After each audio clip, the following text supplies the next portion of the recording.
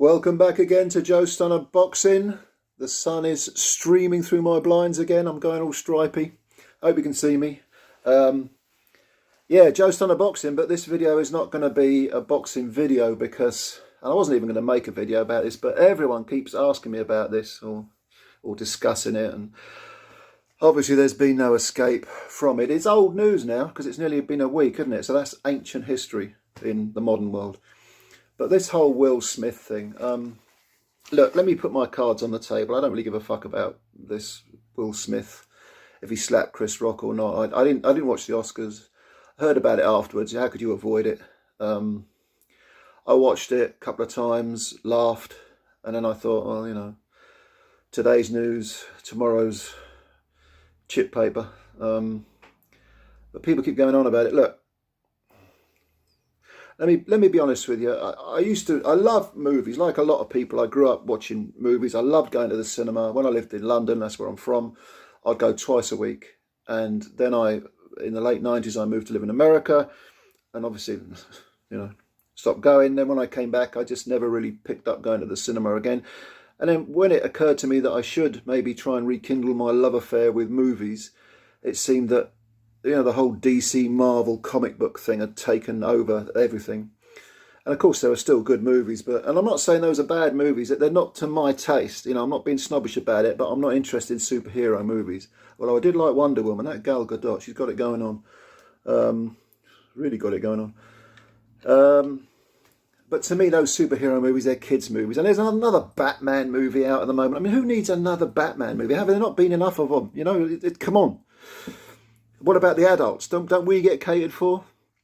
Although, having said that, I did love Joker with Joaquin Phoenix or whatever his name is. I thought that was a brilliant, brilliant movie. Probably the best movie I've seen in the last 20 years because it spoke about, you know, mental health and finding one's identity through mental health and finding one's identity from one's personal darkness. And it made a lot of comment about the, you know, modern politics, especially, you know, that fucking cretin Trump, and there was an analogy compared to the Bruce Wayne, or the Wayne Corporation and Trump and this, you know, bullshit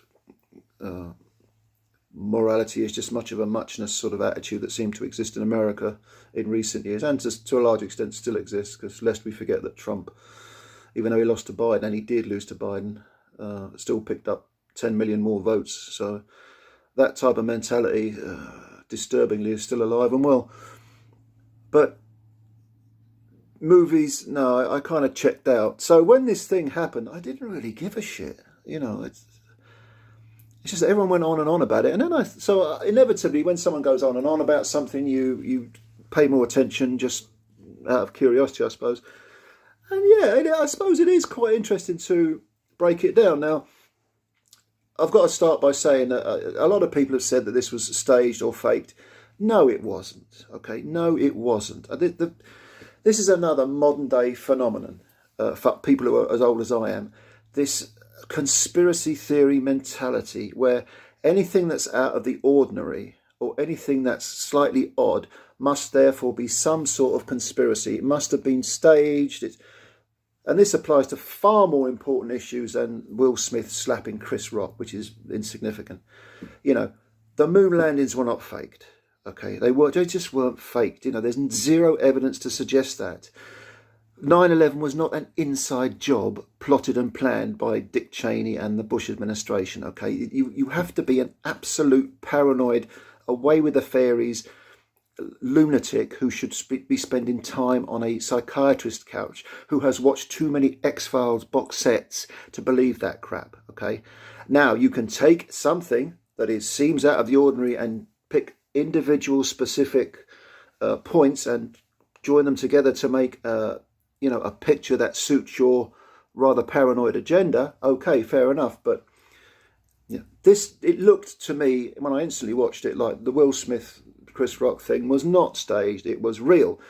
And the fact that it was such an unconvincing little confrontation actually lends itself to it being real. Because in real life, things don't follow what you expect. Well, that should have happened, and if it was real, he would have done this. No, he wouldn't.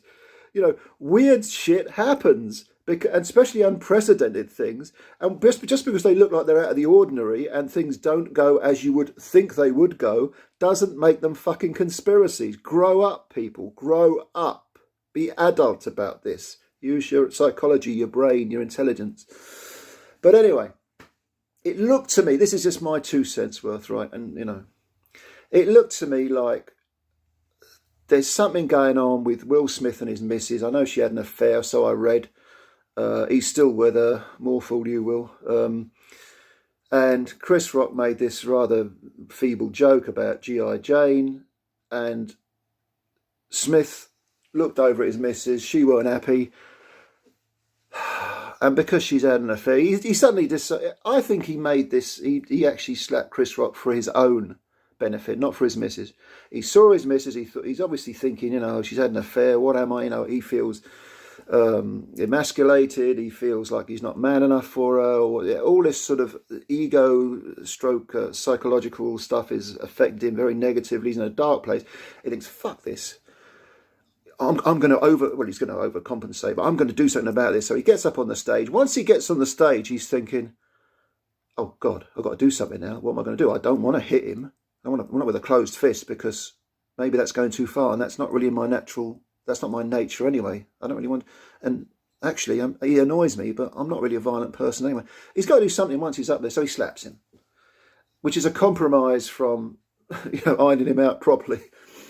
You know, if he was in control of his emotions, if he was genuinely peeved, genuinely angry, he would probably have done something like, you know, maybe spoken to him afterwards and said, you know, I didn't appreciate that, and then maybe Chris Rock would have apologised, and, you know, or he maybe just sat there and said, but, you know, in real life we just do things off the cuff sometimes that make us look very stupid, and my God, he looked fucking stupid. So I think it was perfectly genuine. Some wag said to me, does this mean Will Smith is going to be ranked by the WBA? I would say no. He'll probably be given one of their belts, you know, by email. Or is that the WBC? Yes, that was WBC. WBC will probably make him his own belt, you know, his own fucking franchise belt or some bullshit thing. You know what they're like. But to me, Will Smith did this because it was to do with him. It was not to do with an insult towards his wife.